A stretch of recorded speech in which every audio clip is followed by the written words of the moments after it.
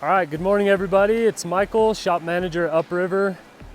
We're back for another weekly video. Today we're doing something slightly different.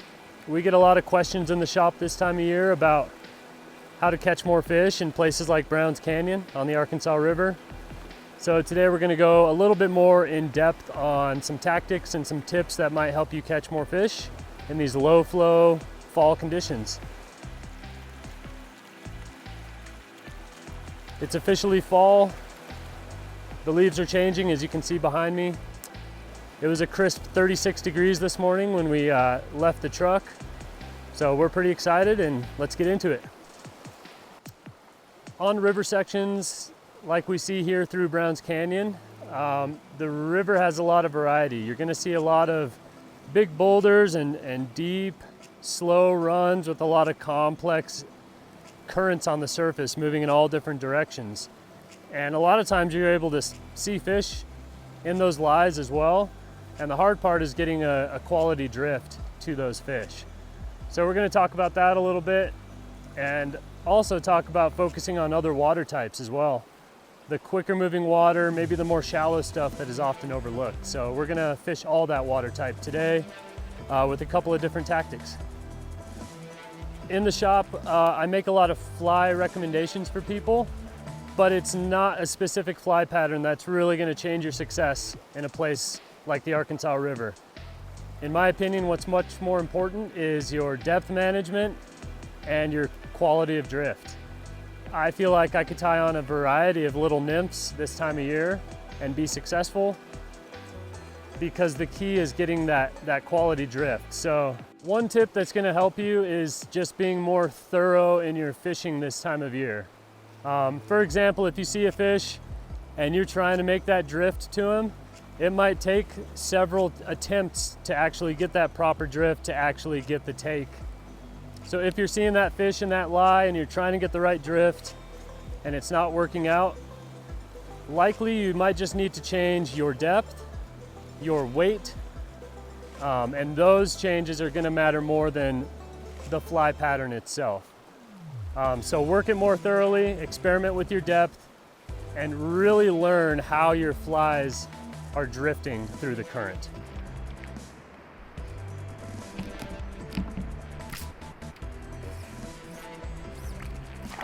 I was like, I'm probably on that rock. The fish chasing it. Nice grab. Wow.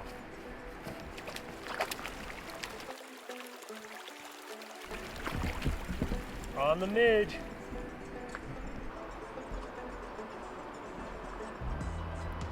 Nice spots.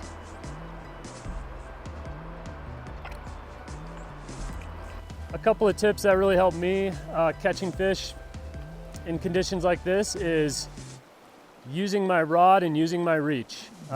So high sticking, making shorter casts, using my reach and keeping a lot of line off the water is gonna help enable me to get the best drift possible.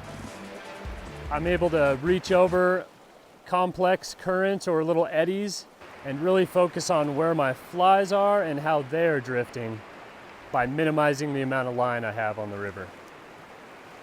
Stick around to the end of the video. We'll show you some of our favorite flies for this time of year, specific to the Arkansas River.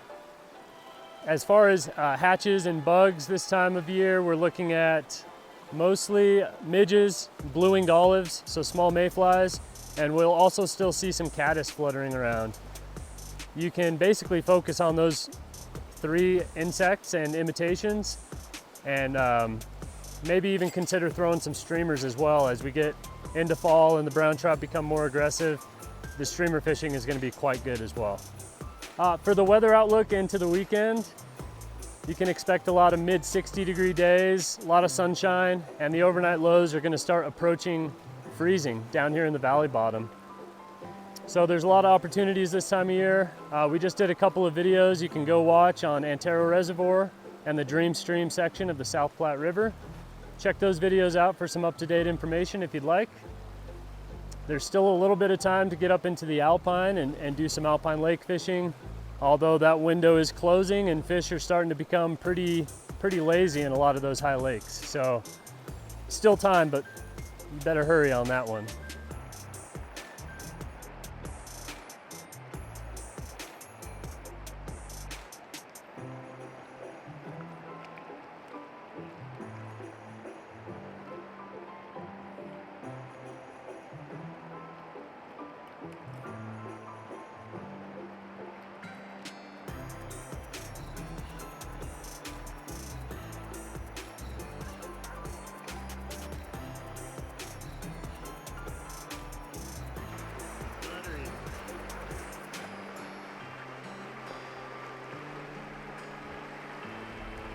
All right, so we just finished fishing there for a couple hours. Had a lot of fun. There's a couple things I didn't mention before we started fishing. I was too excited. So I'll touch on a couple more things. I decided to wet wade today, which I don't know if I'm regretting it, but it's right on the edge of being comfortable. So it's probably time to consider wearing your waders out here, staying more dry and more comfortable, especially if you're getting out in the morning. Another nice thing about these conditions currently is how easy it is to wade around and cross the river. And crossing the river in a place like we are today is going to open up a lot of opportunities to fish these runs and riffles from different sides and get different approaches on the water, so you can fish much more thoroughly, which I really love. And just a short recap, we caught a bunch of fish there in just a couple hours. Mostly on a little midge imitation, the espresso midge. We'll show you that pattern at the shop. We just stuck to nymphing because we're out here first thing in the morning. We did start to see some little mayflies in the air, so perhaps this afternoon there'd be some better opportunities for some dry fly fishing. But we just stuck to nymphing. I did some tight lining and some indicator fishing. Both were pretty successful. Caught fish on little perdigons and midges, like I said. This morning we fished from about 9 to 11, and we found fish more in the deeper water, not as many fish in that quick riffle water that I like. I think that would turn on a little later in the day as fish start to move into that shallow, quicker water. We would like to stay out here all day and fish into the afternoon, but unfortunately we got to get back to the shop. Andrew's waiting on us. So we'll see you back at the shop and look at some flies, and we'll see you next week.